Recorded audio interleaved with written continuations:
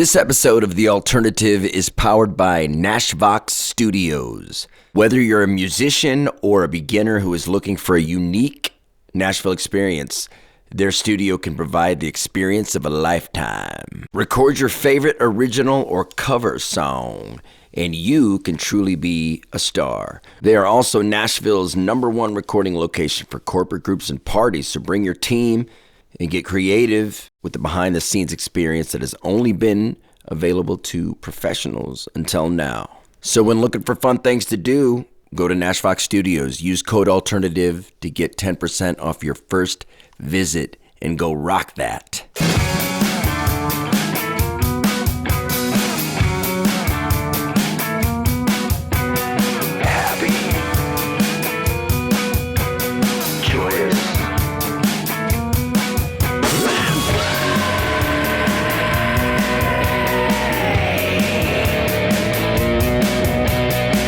What's up, kids? This is Jacob Martin with The Alternative. This is a podcast where I have conversations with people that are successful in the entertainment industry, but are sober from drugs and alcohol.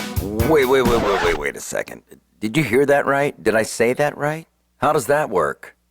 Let's check it out. Live from Nashville, Tennessee, out of Nashvox Studios,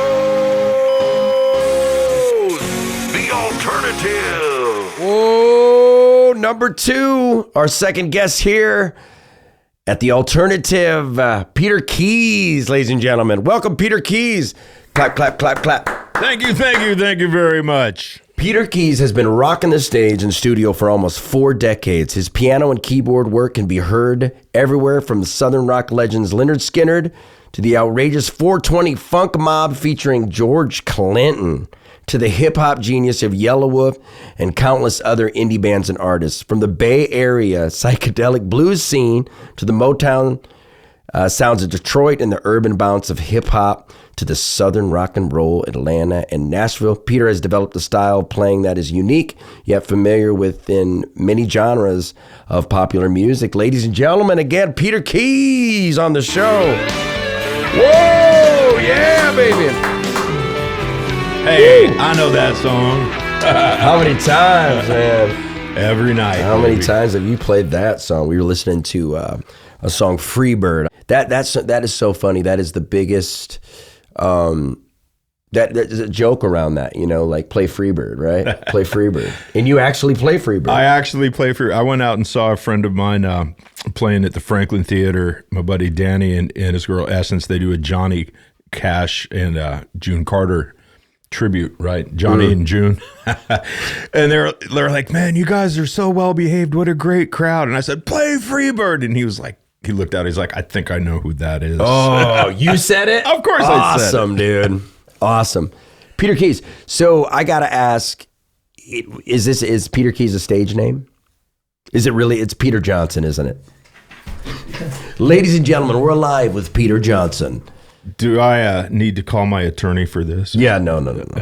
No, it's Peter Keys is my stage name. Nice. Yeah, people have been calling me Keys forever. Yeah. And I was like, you know what? Pazarzik is my last name. It doesn't roll off the tongue so easily. It's really hard to spell. And let's just go with Keys. Yeah, Keys is great. Pazarzik kind of sounds like a piano roll or something, like, okay, Pazarzik. It's got a good rhythm to it too. Yeah, though. there you go. You know. So Peter Keys, like, let's get into, like, how did it all start? Where'd you grow up? I grew up on the East Coast. I started playing piano when I was 4, went to Neighborhood School of Music in New Haven, Connecticut, which is affiliated with Yale.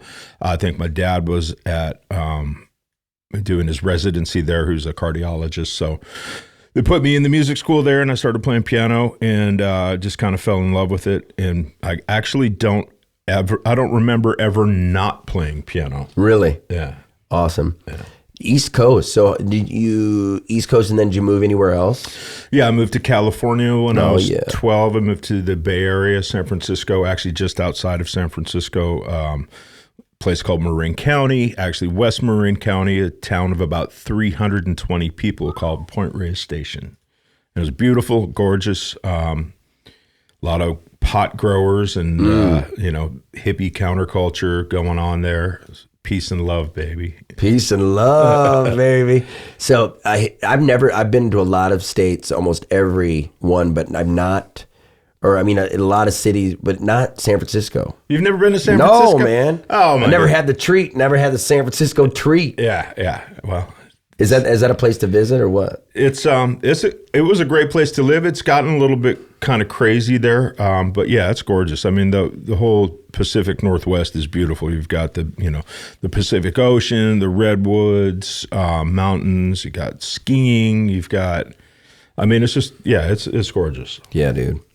I remember. I always say this, going to, like, I always thought I wanted to live in Los Angeles growing up in Iowa. I was like, because music, and I was going to, I'm going to move to California.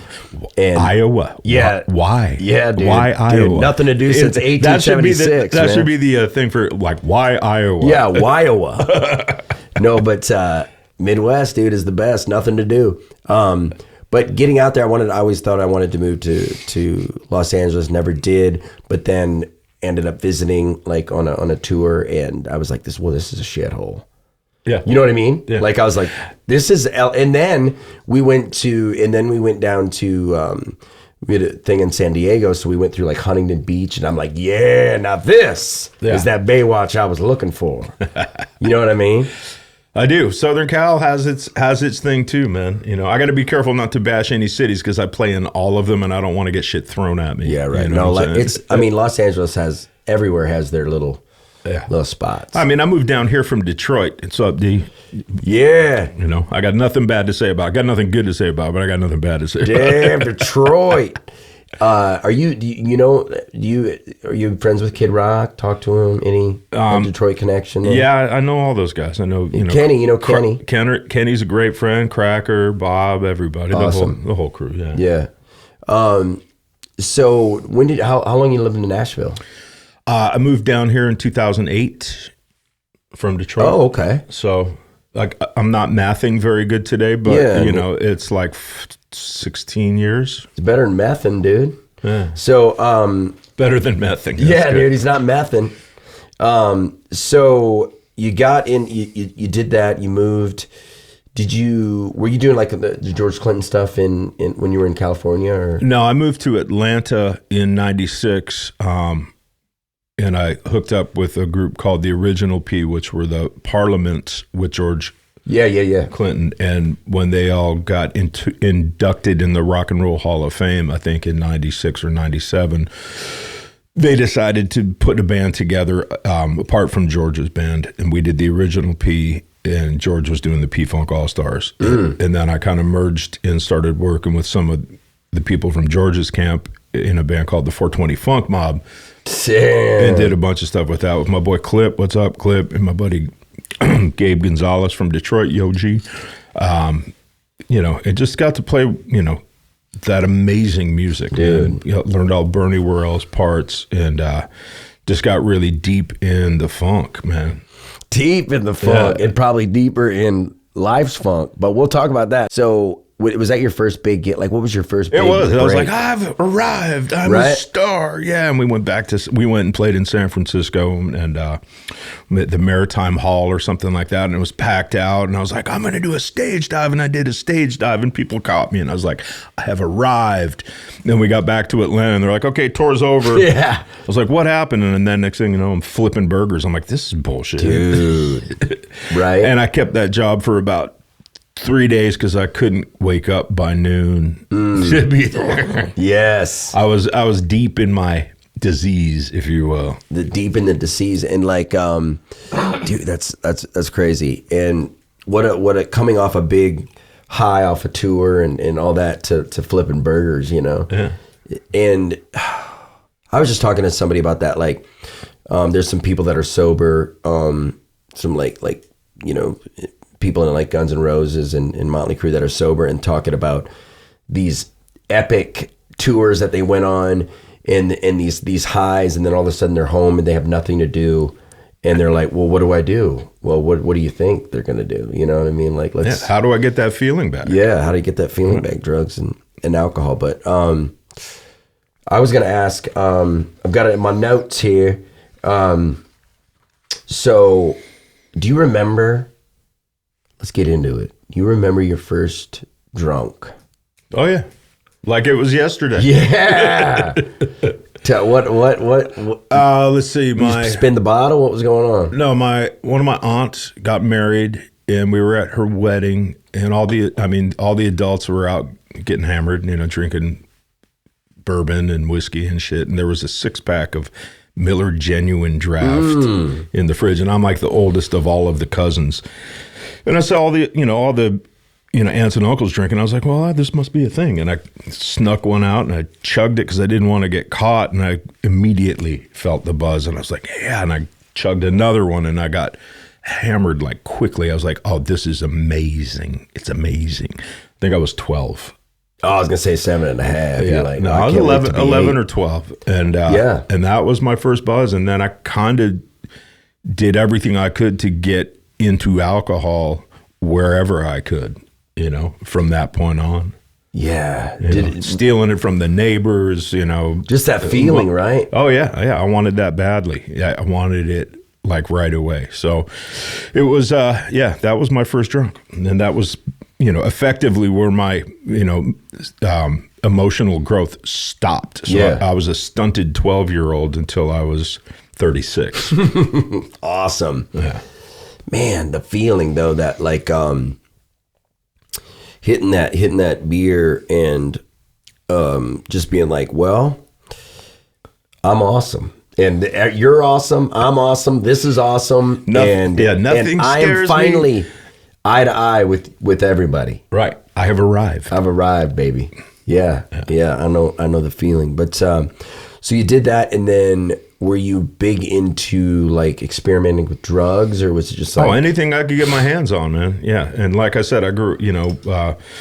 Once I'd moved to Northern California, there's like a ton of pot growers, and there's like a lot of good acid, and like I may or may not have found my mom's stash of like peyote, and I think I think a couple Quaaludes found its way into my body, and I was like, this is all really good stuff, That's something you don't hear a lot anymore. Fell into a pile of cocaine in high school, it was just everywhere, I mean, this was like the 70s, right? So I was born in 65, Summer of Love.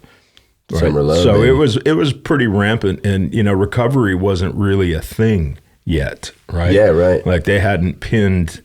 Well, I guess maybe they had. I just wasn't aware of it. But like alcoholism wasn't as prevalent or as known, and it was also culturally acceptable to be fucked up. Yeah, it's still kind of... Can I say that? Is this absolutely, dude. Okay, cool. All right, good. It's still kind of acceptable to be fucked up. Well, that's the thing is like, being a musician, like I was already, focused on, okay, all of my heroes are just completely shithoused all the time. What I didn't realize that they're all dead. They're all, yes, I love that. Oh my, all my heroes are dead, and like they died from like drugs and alcohol, but I didn't see that part of it. I saw the glamorous, dangerous rebellion, just totally irresponsible extended childhood of, drugs and alcohol. I'm like, it's a party. Life's a big party, right? And it's like playing piano or any music, it's kind of a free pass to behave badly. Right. Sex, drugs, and rock and roll. And that's it. That's entertainment, man. Right. That's just how it is. And it looks so sexy. Yeah. You know what I mean? You're just like, that's it just comes with it, right? Why pay bills when you can buy dope, man? Yeah. And so were you in like bands? Obviously growing up in bands and doing the whole thing, the band tours and... Yeah, I mean, the rehearsals, starting a band was a really good excuse to like get stoned and, avoid homework and not work and all of that good stuff. Are we getting age restricted? Look at that. Oh, we're getting it again. I think we said, you want to push OK on the TikTok? We're getting age restricted. I think we said fuck too much. Oh, no, I don't know. I might. But anyways, it's fine. Yeah, I started playing in bands when I was shortly after I started drinking. Imagine that. I think I started my first band when I was 13. You know, we did like a talent show and we beat the older kids. We beat the high school kids. We won. I don't know what we won. We won just like respect. Yeah, we won bragging rights, you know. Yeah. Yeah. Awesome. And when you were 13? Yeah. Band called Smeagol. Smeagol. Yeah. And so so drinking and having excuses to do it, and that's just what people do in bands, you know. Yeah, especially as like a teen. I mean, shit, I wasn't even a teenager yet, and I was just, you know, already kind of all in. You know, the thing is, I was more of a pothead and a psychedelic dude, and I was like, man, I'll never be an alcoholic. I'll never drink. That's nasty. Right. You know, but then I realized when I went for my first legal drink at 21, I'd already been hammered a bunch of times. I was like, you know, but I really preferred like the mind-altering substances. You know? You like the drugs? Oh yeah. I was very much into heavens, yes, getting way out of my head. Oh know? Yeah. Like, have you tried a lot of drugs? Tried all of them? Yeah, tried. They tried me. Yeah. You've tried a lot. Yeah, I've tried a lot of drugs. Oh yeah, me too. Yeah, for sure. I mean, you know. Why? I mean, dude. What else are you gonna do with them? I'm not gonna look at them. Yeah, right. So, do you remember any like? So you were obviously. It's so funny. You were able to perform fucked up. Yeah. And even, you know, probably lots of fun up there, all fucked up performing at you know, at a supposed high level, right? Mm-hmm. You know, probably just better than the other kids around me who didn't play. So, right. You know, but I mean, I've been playing since I was 4 already. So, you know, I had 10 years in by the time I was 14, and it's like piano's kind of natural to me. It wasn't a challenge, really. You know, right. Now, had I not been getting effed up all the time, I probably could have hit higher levels quicker as far as my ability goes. But I didn't think about that because I was getting what I needed out of it. You know, I was getting the attention that I craved. I was getting the recognition. I was, you know, deflecting from how, you know, broken I really was already, you know. So how old were you when you think you started feeling like the consequences or like, damn, maybe, I don't know. Oh, probably. I mean, I had a good long run. We'll put it that way, man. You know, there weren't any real consequences. I mean, I guess high school, let's see. I got a scholarship to like the best high school in Marin County, and I was thrown out of there pretty quickly. By no fault of my own. You know, another, like a senior prank, they lit a can of weed down in the bathroom just as I'd happened to sneak out the back door to go smoke one. And I came back in and like had an assembly and they cleared the building and they're like, it was you, Mr. Pazarzik. I'm like, no, really? Like, would you reek of weed? And I was like, but I didn't light the fire. Oh, man. You didn't start the fire. It was always burning. It was somebody literally took a coffee can and put a bunch of weed in there, lit it on fire and lit it in the bathroom. And I came back in the back door after smoking a joint. So they put me on academic probation and threw me out of school. And then I went to the next school. And then I think I may or may not have been busted there selling mushrooms. And then I got thrown. So yeah, there were some consequences. Yeah, some consequences. But I didn't think it was, you know, I was like, everybody does this, right? I mean, I'm a musician. This is really what we do. This is rock star stuff. Like, they're going to write books about me, man. Hell yeah. Dude, and shrooms, man. Yeah, dude. Yeah, right. So, you know, the consequences that that prompted me to get sober happened much later. You know, it was, you know, I really gave it the good old American try for another 20 years, really, you know. And to get kind of deeper, like, we could circle back, but like the progression of the disease. Yeah, it's real. Is real, man. It's a real thing, man. Because I remember like drinking like 19, 20, 21. I was in that phase of just like, you know, I was just like, you know, I'm gonna have a couple. What was a good night? Having a couple, scoring a girl, taking the lady home. You know what I mean? Like that's a good weekend. And then, you know, on to music. I was always so passionate about music, so that had me, you know, over getting fucked up all the time. But then just there's that invisible line you cross. Yeah, sneaks up on you. Where there's no going back to that innocence of just a couple, you know. I don't think I ever did just a couple, man, to be honest. Like that first time that I drank 2 and I got a buzz, I was immediately like, okay, let's try 5. Yeah. Like, let's go for the whole bottle, you know? I mean, to this day, I can't smell gin because I'll vomit because I drank like a mason jar full of it one day, you know, on my way to high school. Right. And got so violently ill that I passed out in a shower, and my mom woke me up like I was naked, vomit all over the shower. Awesome. She's like, your punishment is you're going to school tomorrow. Oh. I was like, oh, that sucks. But yeah. But like, I think like, I don't know how to explain it, but like every time I drink, I was definitely going to get fucked up. But like, I guess the consequences weren't there. Yeah. Like, you know what I mean? Like it's just progression, man. I mean, if consequences got me sober, I would have been sober a long time ago. Mm-hmm. I drank regardless of the consequences. But, you know, it's been described to me like this. Step 0 is where this shit's got to stop. Like when you finally hit the wall, and what it is the consequences are piling up faster than you can lower your standards. Yeah. Right? Yes. It's like all of a sudden I'm facing consequences that are like 5 years in prison.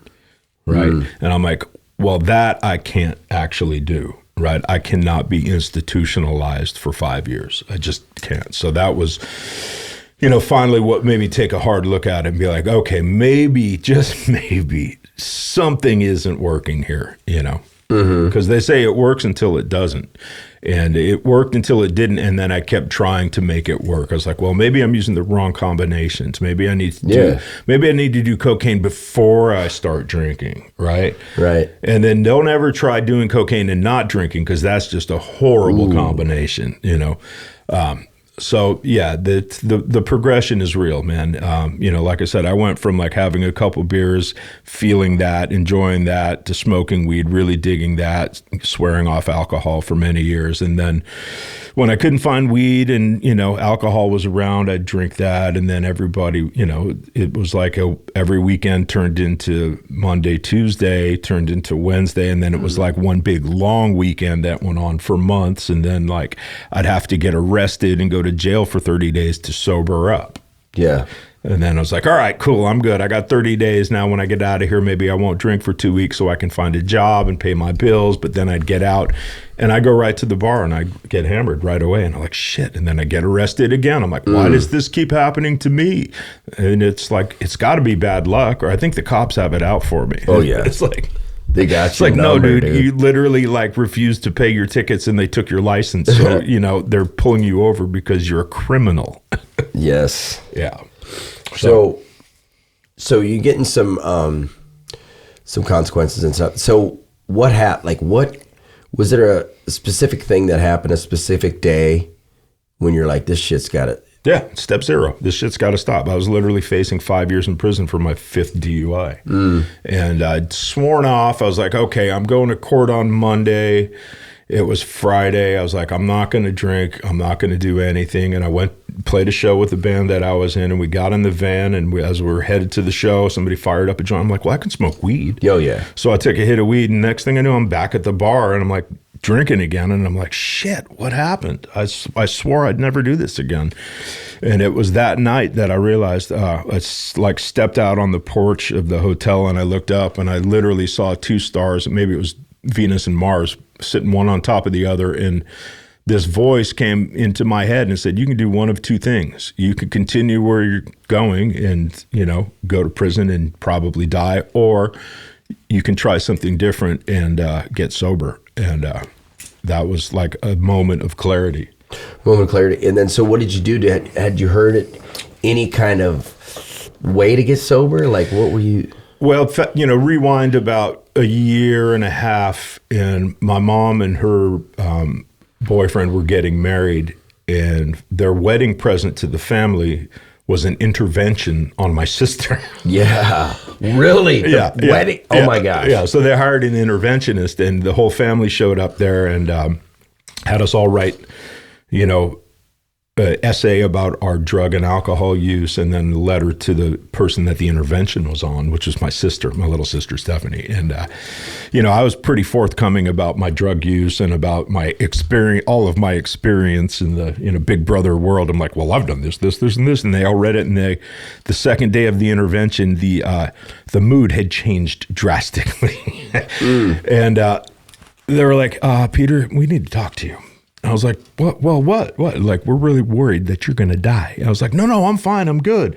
They're like, well, unfortunately, we only have money for one treatment. So Stephanie's going, but we think you ought to do something. I was like, wait a minute. I got this. And I called a friend. I'm like, hey, dude, I think they were trying to put me in treatment. He's like, no, dude, you don't have a problem. All you need to do is accept Jesus Christ as your Saint and Savior. You're not an addict. This isn't a disease. You're just making bad choices, and you need to be forgiven. I'm like, cool, sign me up. What do I do? Man, yeah. He's like, repeat after me. And I repeated after him. And I was like, I went back into the meeting. I'm like, hey, guys, I got this. I'm good. I found Christ. We're good. And, oh, yeah. Heck yeah. And basically, I stayed sober for 6 months.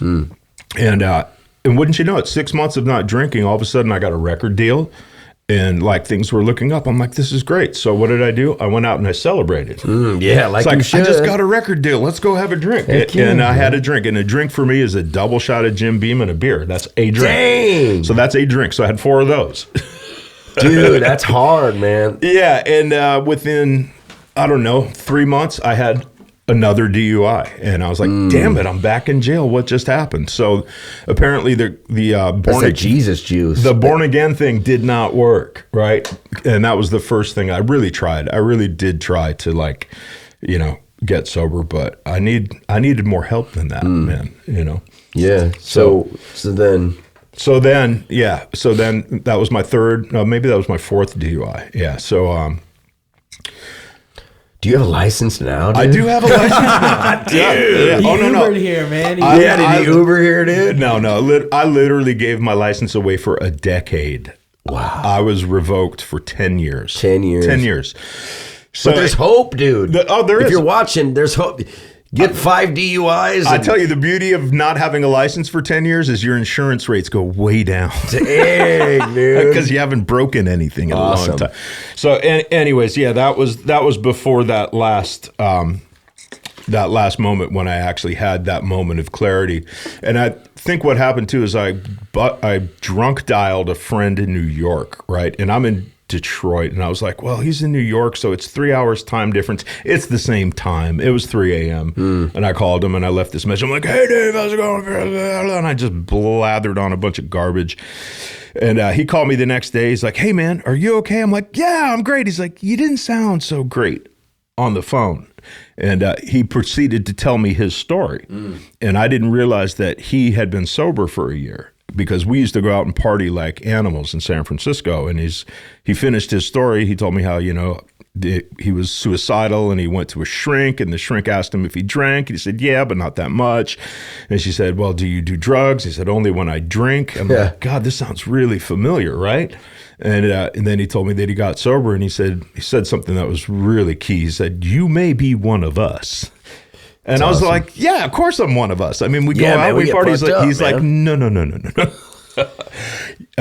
And he strongly suggested that I call the AA hotline and find a meeting, which I did, because again, I was facing my 5th DUI on Monday, and I called the hotline, and they said, yeah, there's a meeting. And I was like, where is it? And they're like, it's across the street from your house. I'm like, are you kidding me? So I literally walked to the meeting, because I'd already lost my license for the 11th time. And I went into the meeting, and, I felt this new thing. I mean, I'd been sentenced to go to a couple meetings after my 2nd DUI, and I was like, oh, this is really cute. Everybody's got their life together. And some guy got up and told his story about how he was an airline pilot, and he got busted drinking, and they yanked his license, and he got sober, and then he got his license back. I'm like, that's really cool. But the thing I heard on that first meeting was, if you don't think you're an alcoholic, go out and try some controlled drinking. Yeah, and you were like, and okay, I was like, I'm in. Hell yeah. So that night I went out, and then, I was like, all right, 2 drinks, that's it. So I went out and I had 2 shots of tequila and 2 beers, because that's 2 drinks. Yeah. And I went home, and I was like, done. We got this. We're good. Man. So as soon as I got home and realized that I had done controlled drinking successfully, I went back to the bar. Oh, that same night? That same night. Awesome, dude. Yeah. I got this. Yeah. And went home. So like I was completely in denial. Like, dude. And that was like 5 years before I actually got sober. You know, so I circled the drain for another 5 years until I finally hit that bottom of all bottoms. And, you know, I think the big factor was that we just had twins, right? So I had, they were two. We had 2-year-old twins, and I wasn't going to see them again until they were 7 if I went to prison for 5 years. And so that for me was like, okay, that was a consequence big enough to really get my attention. You know? Yeah. And I went to a meeting in Hawaii, and somebody said something that was awesome. They said a bottom can be anything that gets your attention, it provided you do take action after it. Absolutely. So my last drink was you got it on you? Yeah, September 13th of 2002.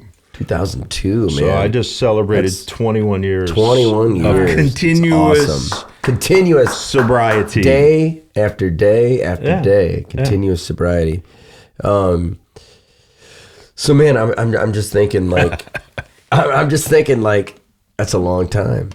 And yeah, that's older than Grayson, the little Grayson. My sobriety is old enough to drink now. Yeah, that's awesome, dude. So you, I don't know, man. I was talking to somebody, and just my sponsor, the way that like when an alcoholic, or if you have this thing and you drink, an abnormal reaction's gonna happen. Like it's like, what did he say, dude? I never even heard it put like this before, but he's like, it's like you're gonna, like, to not have another drink is like you're gonna splooge, and right, and if you're having sex and you're gonna splooge, just stop before you splooge. Just stop. You know what I mean? That isn't gonna happen. You know what I mean? It's like trying to stop pissing halfway. Yeah, exactly. Pissing too. Yeah, that's probably a more PG way of, you know. But dude, like, when I ingest a drink, it's something this thing, like they say, like a regular brain, like a couple endorphins kind of walk in. You know, you get uncomfortable. Yeah, they're hanging out. Regular person drinks. You know, they're a couple endorphins hanging out by the the punch bowl and telling jokes. But when I take a drink, it's like Well, dude, that's the allergy. They say this is a twofold disease. It's an allergy of the body and an obsession of the mind. Mm-hmm. Now, the allergy of the body means if I put alcohol in me, I need more, period. And coupled with drug addiction, if I put alcohol in my body, I need drugs on top of that. You know what I mean? And I'm not going to stop until I've either run out or get arrested or pass out, right? There's no, like, recreational drinking. Breakout. I break out. Yeah, I'm allergic to alcohol. I break out in handcuffs, crack pipes, and other people's wives. Oh, man. I'm getting over being sick. 'Tis the season. It's February, but yeah, other people's wives, dude. Woo! Yeah, no, all bets are off. Hide your kids. Hide your wife, dude. Peter Case is out. But yeah, exactly. And so you got. So you went to that meeting. Did you stay sober? I did. After like the realization? Dude, I drove it all the way into the ground. Like there was no more good times, no more trying it. I tried everything. None of it worked. I was absolutely done. Like I'd had it, I mean, I guess the good news is I had all of the good times, right? Mm-hmm. I drank all the drinks. I did all the drugs. I tried all of it, and none of it was working anymore. I just kept getting more and more miserable, broker and broker, losing my freedom, losing, just everything. That was it. I was done, you know? Exactly. Yeah, that was my soundtrack, dude, right there. So before we get into some of the you getting sober and some of that. The recovery part? Recovery part, the good part, man. Let's we got a break for commercial real quick. And I'm going to give you, this is yours. I've got mine. Now we do commercials live. We do our commercials live. You didn't tell me I had to read. Oh, I'm sorry. You got it. You got your readers on? No. You got it. Are they built in? No, they're not. I'm not that cool, man. Oh, dude. You are that cool, though. Look at I actually am that cool. All right. So you are going to do the circled, and I'll be the you do circle. Jacob, can I talk to you about RBF? Of course. It's my partner Pam. They have RBF. People are always asking me if things are okay with us or if they're upset. Everything's great. It's just their rage. They're raging RBF. Well, that's interesting. That's interesting you say that, because there is a new product backed by research of thousands of top male scientists called Smile Bitch. It's a facial realignment retainer that turns RBF into a constant, endearing smile. Like braces? Yeah, just for your face. How does that work? Smile Bitch sends a custom aligner to your door every month, guaranteed to give your partner something to smile about. Call and use code ALTERNATIVE for a free consultation and turn your partner's resting bitch face into their resting best face. All right. That's good. That's a good. Remember the code ALTERNATIVE on that one. Is this a real thing? That's absolutely a real thing. Yes. Look at you. Again, look up Smile Bitch. Resting bitch face. Resting bitch face. It's a real thing. Thanks for that. And so what have I gotten myself into here? So this recovery, and which leads to, how many years were you sober before you did tried out for the ultimate Southern rock band? 6 years. 6 years? 6, 7, yeah. Okay, and so you went to that meeting and something clicked, and then the journey. And the journey, dude. It's amazing. It's amazing. I know. And you, I'm just trying to think you started going, did you start doing I'm laughing thinking back on early recovery and just the shitstorm tsunami that washed over my life in early recovery. And by early recovery, I mean the first 3 years. Yeah. Right? Was all about the consequences and all about making amends and all about paying back all of the bullshit. Going to court, going to jail sober, went to jail for 6 months. Wow. Totally sober. Had about a year under my belt. Got divorced. God. I mean, just life just hammered me for those first 3-4 years.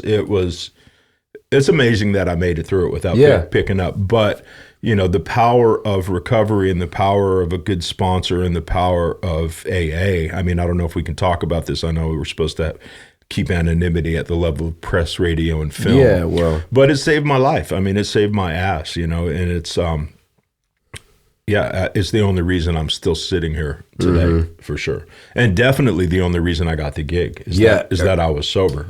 Are you, did you get sober in Nashville? No, I got sober in Detroit.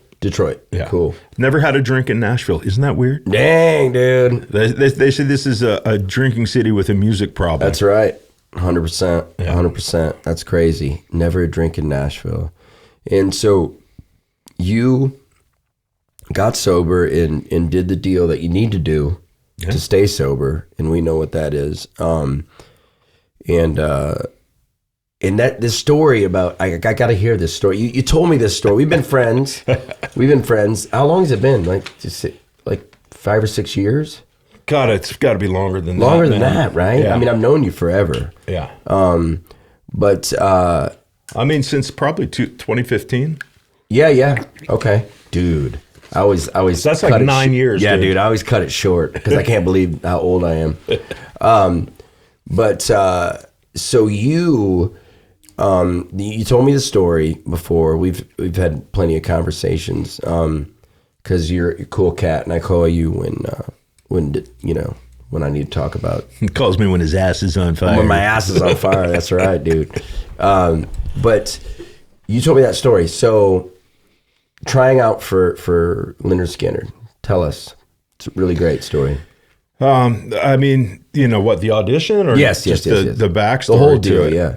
This podcast is being powered by Blister Hot Sauce. 3 brothers from Mississippi that grew up with some hot cooking in the household. These hot sauce loving, pepper growing brohams wanted to make their own brand of hot sauce that wasn't just hot, but included complex and subtle flavors of the peppers. There's a special blend of 3 types of peppers in each hot sauce. The jalapenos and poblanos give the green sauce a little kick, and the habaneros definitely amp up the red, but they aren't overpowering. They're meant to complement what you add, not to overpower them. Brother Jonathan says the Carolina Weeper will f*** your ass up. Brother Jeremy says, do you have to use the F word? And Brother Richie says, hey man, freedom of speech, I'm cool with it. Sounds like a 3-brother blend. Go try some Blister Hot Sauce today. Go to blisterhotsauce.com. Use code ALTERNATIVE for 10% off your first order. That's alternative with 2 A's.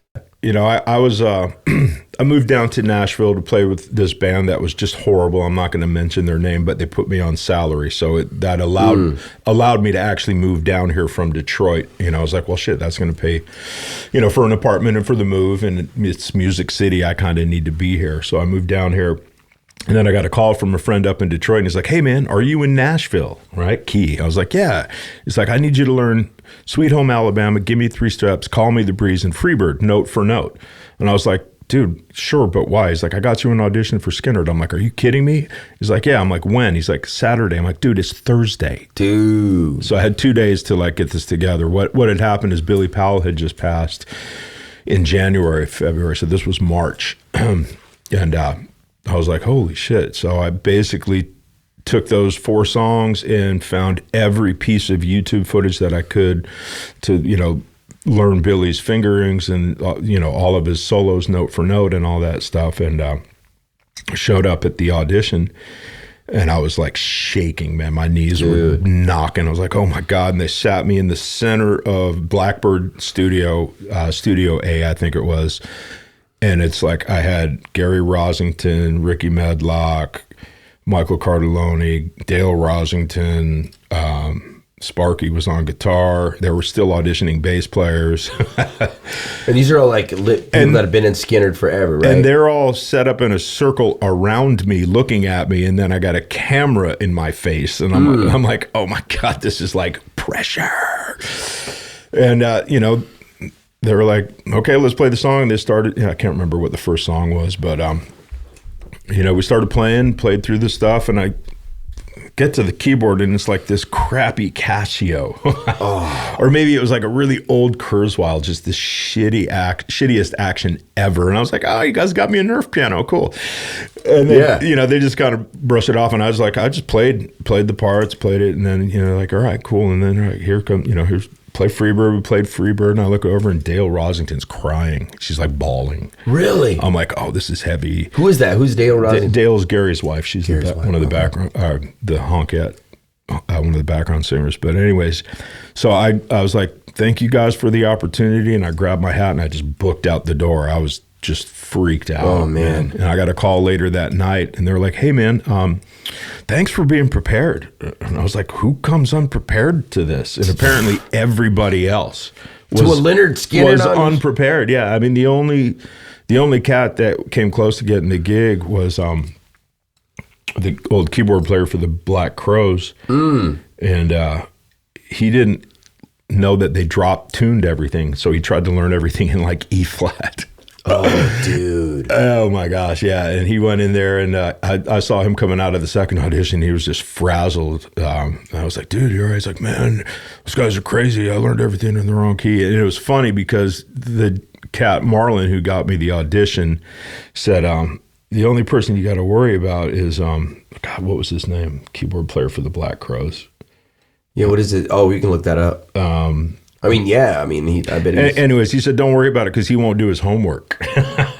Right. Eddie Harsh, yeah, Eddie Harsh. So Eddie came out and he was frazzled, and you know. And later on, I found out that he sat down and played, and like, oh, this is the guy. He's just an amazing player. And then they started the song, and he didn't do any of the parts. He didn't. Oh, dude. He played his own version of it, right? Right. But the directions, my friend, were learn everything note for note. Right. Which is what I did. So that was really interesting. So they called me back for the next audition, and I went home and I learned the set.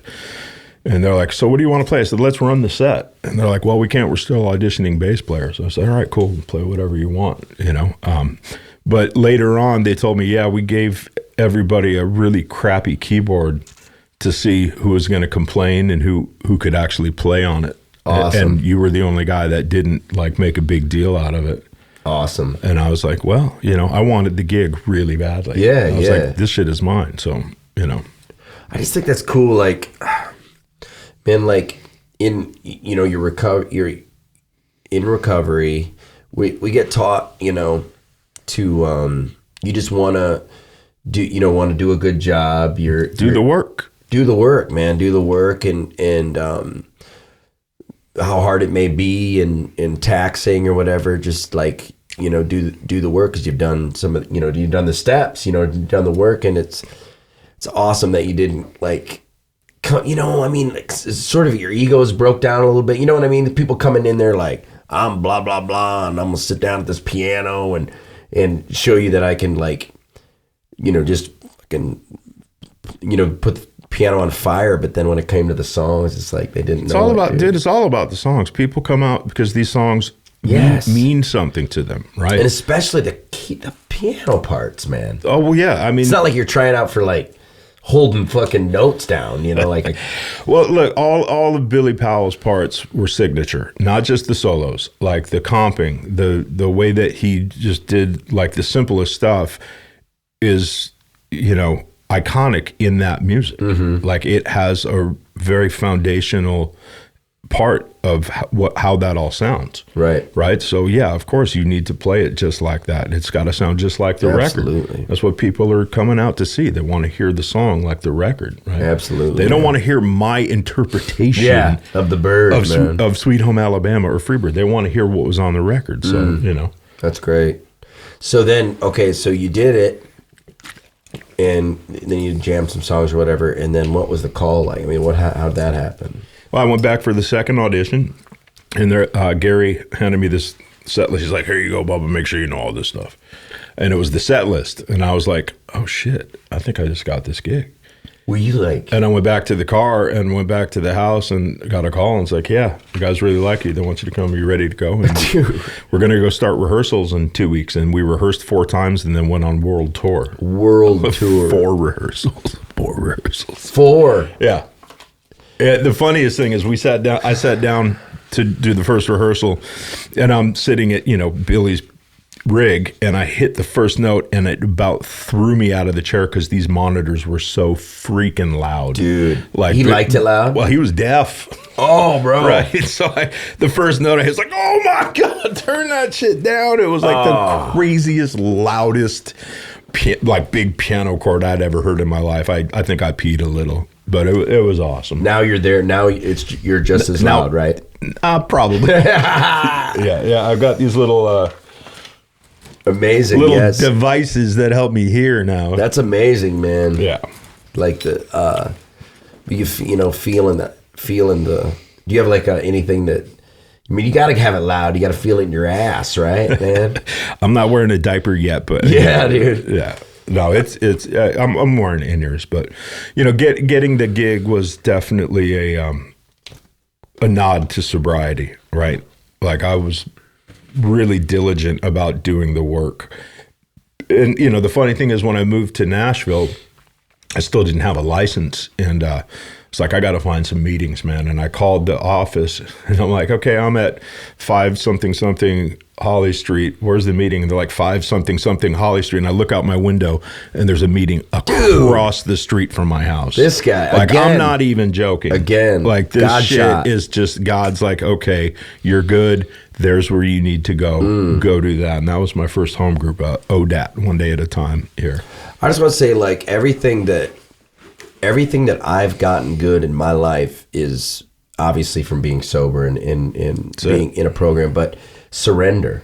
You know what I mean? It's surrender, what to my higher power,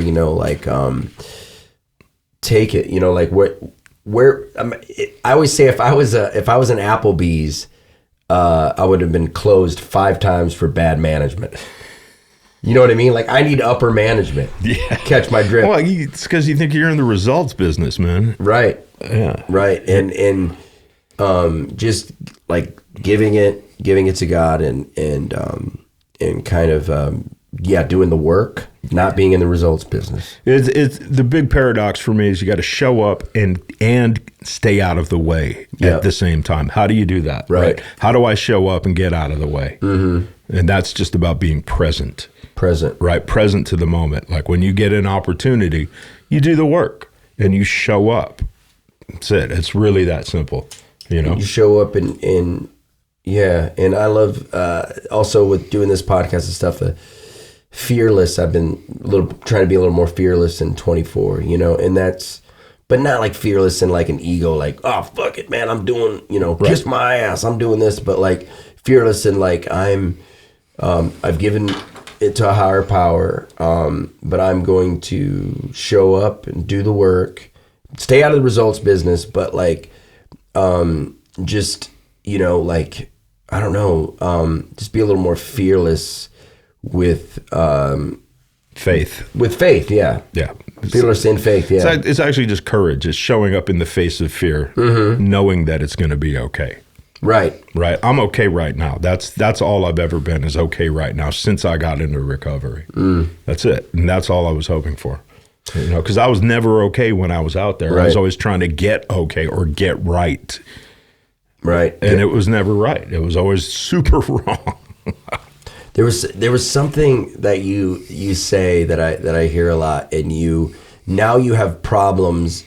I've got problems in areas where I didn't used to have areas. Yes. Think about that. Yeah. Problems in areas that you never had areas. That's right. Yeah, my big problem today is I got to mow my lawn. Guess what? I have a fucking lawn. You got a lawn, bro. You probably got somebody to mow that lawn, I was dude. Bro, I was like homeless when I got sober, right? Yeah. So now I like complain about my car. Wait a minute, I didn't drive for 10 years. So that, these are all areas that didn't exist when I was out there. And I've been on a gratitude list with you. Yeah. And I love you're really diligent about the gratitude. And dude, it's part of my daily, right? Gratitude is where I need to live. Otherwise, what am I? I'm entitled, right? And what is entitled? That's just, that's like a dirty, like seedy entitled loan.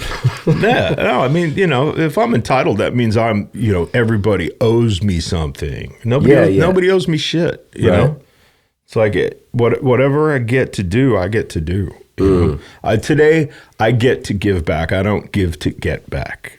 You know what I mean? Man, you in coming on here is such a big thing. I mean, it's. I know we've been friends a while. I mean, we haven't talked in for a while. I mean, we actually did. We talked. We reconnected. But just coming here is giving your time and energy to this thing is incredible.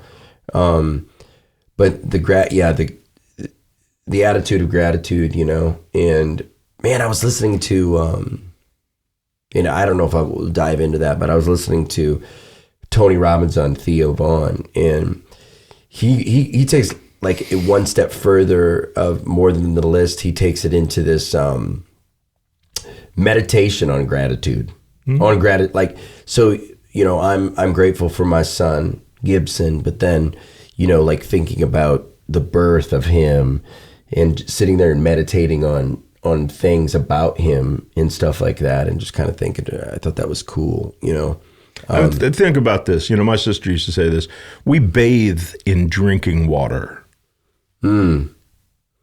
Yeah. Okay. Right. There are people that don't have drinking water. Dude. Right. Dude. We bathe in drinking water. Like, if you want to talk about gratitude. Yeah. Right. Breath. It comes all the way to the smallest things. Yeah. Right. If you lost everything that you weren't grateful for today, that you didn't thank your higher power for today, what would you have? And that's how I look at it, right?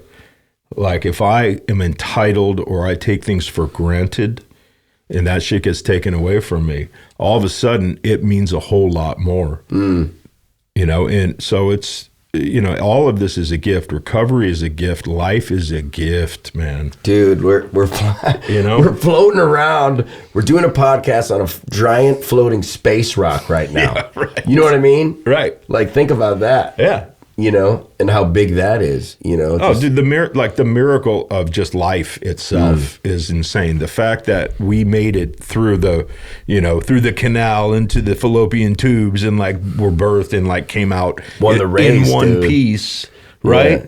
Like, what are the chances that didn't happen? It's a lot, it's like 7 billion to 1. Or even more. Anyways, yeah, I just don't want to get too far in the weeds with this, but dude, too far. If we were on weed, we'd get too far. I've been there, man. Dude, it'd be like Grayson's like gone home. It's like 5 a.m. We're like, bro, and then but yeah, man. So you guys. You've been sober 20 years. How long you been in Skynyrd 21. now? 21 years. No, 21 years. 21 yeah. years. I've been in Skynyrd this is my 16th year. 16 years, dude. Yeah. Dude. I think I got the gig. You got the gig, dude. 16 candles. 16 years and you got, oh man, that's wild. And you guys are going on tour. When you're headed out soon? Yeah, I think second week of March. We start. Second week of March. Yeah. And is it like world? What's going on? I don't know. You don't know? You're just rock. Yeah. I get my itinerary. I'm like, okay, cool. Right. I'm going to Florida. I'm going to Atlanta. I'm going to Alaska. I don't know. That's great. We're kind of all over the Everybody, place. I mean, I don't think they have trouble like selling tickets, No, so, people love the music. They keep showing up. We keep playing. That's right, man. Yeah. So you yes, 21 years sober, and I mean, what would you say to somebody if they were like, man, I really resonate with like with the story, or I drink when I start drinking, I can't stop drinking, what I mean, you might want to take a look at that. Yeah, you might be one of us, man. You may be one of us. Well, here's the thing for me. When it says we admitted we were powerless over alcohol, that automatically invites me in. Mm-hmm. The we of this program makes me part of. Right. And the whole thing about recovery is I can't do this alone. I need help. I needed help learning how to live one day at a time without drinking or using. Because I tried to fix the problem with the problem for years and it never worked. So I needed a solution, and I needed a power greater than myself, right? Because left to my own devices, I drink and I die. And that's, the other thing about this disease is it's fatal. They say it's cunning, baffling, powerful, chronic, patient, but it's fatal. It's deadly. I've lost way too many friends to drugs and alcohol, people that like got sober and thought they could go out and give it another try. One of us did that, and he went back in to go to treatment, and they said, you don't need treatment, you need hospice.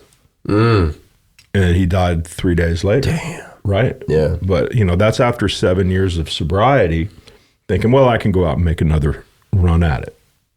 So that's the thing that, it's really easy to forget, especially once you get some time behind you, how bad shit was. That's why I keep showing up. That's why I keep going to these meetings. I keep reminding myself, because my friend Levi says, my forgetter works so much better than my rememberer does. Yeah, absolutely. Right? And life gets good, right? We get busy. Music business, man, I got a lot going on. I'm building a studio. I'm working with a bunch of different artists. I've got a family, all of this stuff. It would be really easy for me to slack on my recovery. Yep. But I realize that it's the only thing that's given me anything is the fact that I don't drink one day at a time, And people, I tell people this all the time, don't count the days, make the days count. Right? And the world record for sobriety is 24 hours. Yep. Love that. Like, that's it. I don't care, 21 years, 21 days, 24 hours. That's it. It's like one day at a time. I wake up, I'm like, okay, God, don't let me drink today. What's on the plate? Super grateful I'm breathing. Thank you for coffee. do my gratitude list, do my readings, do a little meditation, and get on with my day. You know, I set aside probably 15 minutes to a half hour every day to just kind of focus, shift my focus, you know, identify, oh wait, right, I'm an alcoholic, I'm an addict, I'm sick, and I could really fuck things up really easily. Let's not do that. And how, you know, call another alcoholic. And it works. It's been working, and I don't want to mess with something that works so well. Yeah, dude. You know, sleeping with the enemy, dude. Like we're the enemy. Like, well, I mean, let's talk about being an artist or a musician, right? It's like we live vicariously through the people that we perform for sometimes, and all of a sudden it can look, you know, enticing, right? Or there's some sort of a reservation or romanticizing the whole thing. You know, I just today it holds no appeal to me, but I'm lucky in that. But the thing for me was learning how to perform sober. Yeah, that right. Learning how to get on a stage without taking the edge off with a couple shots. I didn't realize that the edge is actually what I'm after. The edge is where it's at. That's where all the good shit happens, is on that edge of fear and anxiety and creation, right? It's like, oh my God, am I good enough? I'm not good enough. I'll be sitting there playing FREEBIRD in front of 20,000 people, and my little inner child is like, you suck. You're the worst piano player ever. You're going to fuck this up. I'm like, shut up, dude. You know, give him a hug. But that still goes on, and it's like, I've done that, you know, played that song 1,500 times in front of the, you know, over 1,000 times for sure. But that doesn't go away. That's still, you know, the human part of the disease wants to tell me that I'm not good, that I'm not good enough, that I'll never be good enough. And I just, you know, I wake up with that. And that's why I drank. That's why I used. You know, that's why I need help. That's why I ask for help. You know, but today it's, you know, I just acknowledge that it's there, give it a nod, give it a hug, and carry on. And I know that it's going to be okay because I'm here, right? Absolutely. It's like we show up. How is it on, you know, I know this isn't like a you know, a new band with, you know, like young kids and stuff like that, but I mean, do you ever, like, how is being on the road, or how has it been with temptation or any kind of I mean, because I work a pretty rigorous program, it's not a problem. You know, I go to meetings all over the place. I go to meetings to different countries. If I've got a day off, I'll find one where I'm staying. It just doesn't come up, you know? Yeah. It's in the chapter in working with others, you know, we can go anywhere. Right. Provided we have a good reason to be there and our program is strong. It's just, you know, and everybody in the band is super professional. There's no, you know, like crazy drug use or alcoholism like in the band. Everybody, you know, it's that just it doesn't happen. I mean, this is a business, you know? This is the music business, right? And you'd be hard pressed to find anybody that's had a career as long as we have that is still out there getting fucked up. Yeah, right. Because they're dead. Yeah, they're dead. You know, it's like even Keith Richards isn't doing heroin anymore, guys. Yeah, right. I was just talking to Brian was telling, like, like a lot of these guys that aren't alcoholics or addicts, they just kind of, or even some that were, they just dove, like, you know, they got sober and dove into more music. Yeah. You know, like, just, you know, like, I was hearing Slash talk about his, just, you know, when he got off tour with GNR, and then just like, you know, the high, you know, you're just home, you know, what are you going to do, you know, but, you know, he sort of traded off for more music, you know, like creation and making more. No, we got to stay busy. I mean, the obsession doesn't go away. It's just I shifted it from like drugs and alcohol to positive stuff to, you know, constructive things, you know, like working with other musicians, working with other alcoholics, building a studio, taking care of your family. I mean, there's no end to the stuff that we can do. Right. Right. And I get the same joy and high out of doing positive things today than I did out of like doing super destructive, damaging, things that I'd regret forever. Right. And it's like, now that doesn't even exist for me, man. And it's, that is, all of the promises that we speak of, they do come true. And it really is just about showing up, doing the work, and being vigilant with this. Because again, this disease wants me dead. It wants me to forget that I have a disease. Right. This is a mental disease. I didn't want to cop to that for many, many years. I think I was probably 9 or 10 years sober before I finally said, okay, fine, I have a mental disease. Yeah. Because it manifests in all these other ways now. I can still destroy my life without drugs and alcohol. Oh, yeah. I can make some horrible decisions.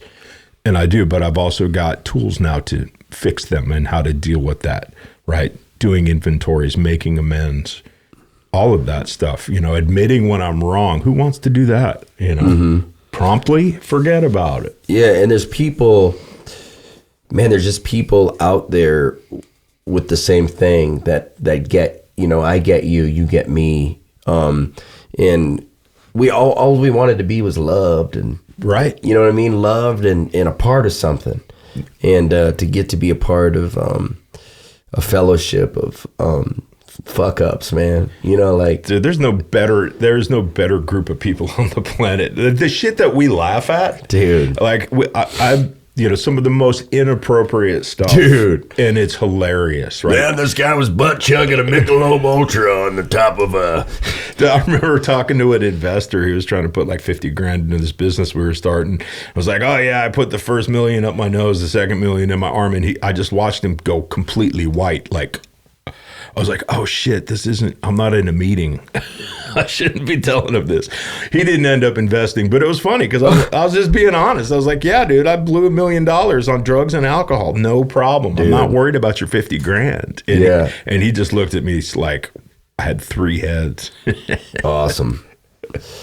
Yeah. So, man, this has been awesome. What do we got on? What's going on with the TikTok? What do we get? I know they probably shadow banned us, we've cussed them too much. We got any questions or anything, or? Not really sure. I think one of the big questions is how did the name like Lynyrd Skynyrd come to be? Do you know that, or? Google that shit. Yeah, Google it, man. Google it. Yeah, I think I heard it was like their gym teacher. Or yeah, their like gym teacher's name was Lynyrd Skynyrd, and he used to give them a hard time because they all came in with long hair, and he'd dress them down. And one night they were playing a show. I think they were called the 1% Band. And Ronnie, the singer, somebody yelled from off the stage, "What's the name of your band?" And he yelled back, "Lynyrd Skynyrd," and it stuck. Awesome. Yeah. That's a great story, dude. Yeah. Hell yeah. Peter Keys from Lynyrd Skynyrd, man, 21 years sober, still rocking in one of the best Southern rock bands. The best. Yes, the best. Yeah, let's say it's definitely the best, right? I mean, hands down. And thanks so much for hanging out. It's my pleasure, my friend. Dude, like, this is great. If you... I'm gonna quick say if use code alternative for 15% off your next 15% off. All right, so 15% off what? Your next 15% off. Okay. Yeah. We're headed out. Peter Keys. Thanks for taking the time. Rock on, y'all. Alternative.